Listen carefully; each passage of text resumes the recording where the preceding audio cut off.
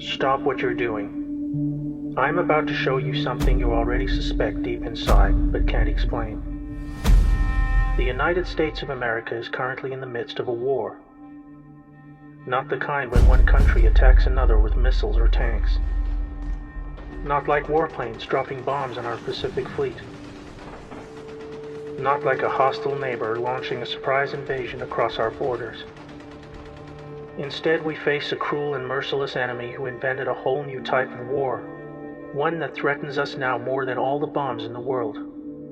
They are motivated by pure greed and inconceivable cruelty, and have been silently reversing all that is good for so long that we became lulled into a state of self-destructive compliance, while they tore us apart and robbed us blind. When patriots took back key branches of the U.S. government in 2016, a light was turned on to the vast corruption network that had infiltrated into the highest positions of power across every state. Only then did ordinary citizens begin to realize how close we had come to the end of it all. But first we must endure one last painful battle that will touch every citizen, no matter who they are. Right now, the country is being torn apart by the biggest political hoax and coordinated mass media disinformation campaign in living history. You may know it as COVID-19. Let me tell you a story. In 2015, as directed by the globalist criminal corruption network known as the Deep State, President Barack Obama authorized millions in funding for the Wuhan Institute of Virology, the location now understood to be the epicenter of the COVID-19 outbreak.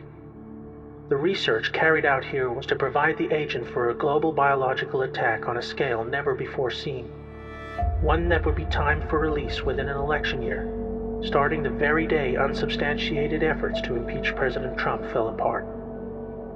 With their base of operations in the Democrat establishment, the Deep State Shadow Corporation embarked on a coordinated irregular warfare insurgency with multiple aims, all under the cover of a global pandemic they themselves manufactured for this purpose.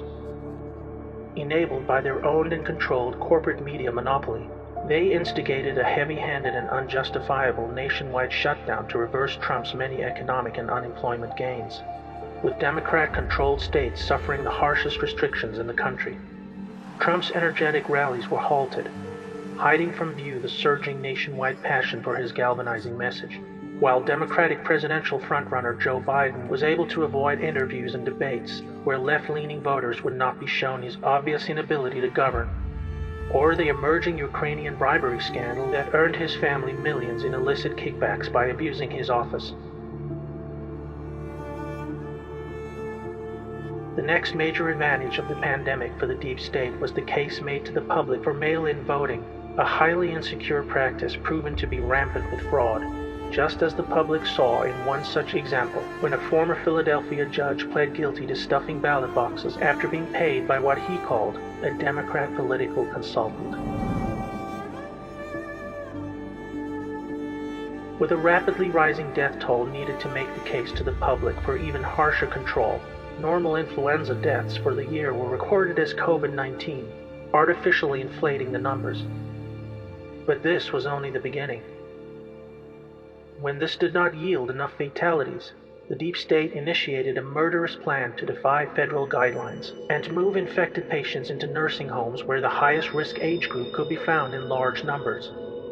The Deep State governors of New York, New Jersey, California, Pennsylvania, and Michigan oversaw what can only be described as a genocide of our elderly loved ones, even as the quickly constructed field hospitals and medically equipped Navy ships stood mostly empty.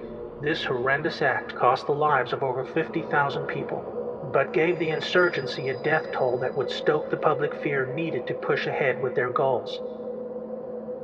In these dark times, when people had little else but the comfort of community in their faith, this too was forcibly halted when simply going to church was banned across the country under the guise of public safety. Depression and loneliness became the new epidemic, all designed to create the social conditions needed for what was to come next in their despotic plan to fracture the nation and hold on to power. Immediately upon reports of a flattening curve and a reduction in new cases, the mysterious murder of George Floyd hit the headlines. What was presented to the public as a routine instance of racially motivated police brutality turned out to be a strange and coincidental series of events involving two men who once knew each other, working security in a nightclub. This event provided the justification for the next chapter in their coordinated insurgency against the United States. The goal was to inflame civil unrest along racial lines on an emotional platform of social justice. A divided house cannot stand, and the enemy knew this all too well. Black Lives Matter was funded and designed by the corrupt Democrat establishment as a social weapon to draw crowds of well-meaning protesters into harm's way, using them as human shields while they pushed a savage insurrection on city streets. This was intensified even further by folding in the violent paramilitary group Antifa, who were given a free pass by Democrat mayors and governors to loot stores, smash up small businesses, and assault innocent bystanders.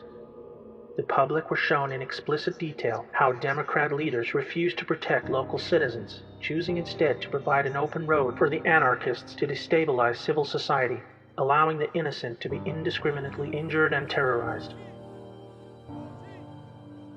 Knowing that lawless chaos would accelerate their aims, they began calling for the elimination of police, while evicting the National Guard, who were made available to protect the public against the worst of the violence. D.C. Mayor Muriel Bowser even called for the elimination of the White House fence, just days after a close call by rioters who attempted to breach the perimeter.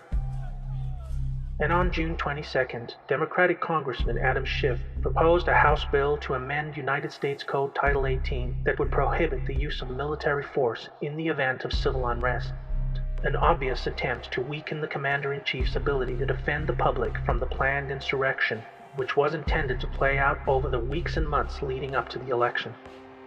Attorney General William Barr has appointed the U.S. Attorney in Connecticut to investigate. The pandemic was also providing cover of a different kind. Taking place behind the scenes at the Justice Department is a far-reaching investigation into the Obama administration's weaponization of the Foreign Intelligence Surveillance Court to spy on Trump and his associates during the transition of power. With evidence now emerging that Obama officials, including Joe Biden and Obama himself, colluded to frame General Michael Flynn, they used social distancing guidelines to hold grand juries and give witnesses the cover of health fears to avoid honoring court-ordered subpoenas. What you are witnessing is the dying breaths of a hidden enemy responsible for over a century of embedded corruption that has been slowly destroying our republic from the inside. They divided us along racial, gender, and political lines. They created reasons for us to go to war. They made international trade agreements that brought us no benefit, but allowed them to steal our vast wealth, driving us into a state of perpetual economic decay. They flooded our streets with deadly drugs to manufacture a devastating epidemic of addiction and mass incarceration. And they did it all with impunity while their completely controlled mainstream media assets kept us distracted and focused on everything else except our one true enemy. The 2020 U.S. elections are like none we have ever experienced. COVID-19 is being sold as a natural event, but we see now it is an attempt by enemies of humanity to hold on to power. After November, they stand to lose it all, but they will do everything to keep the crisis alive and the people in fear.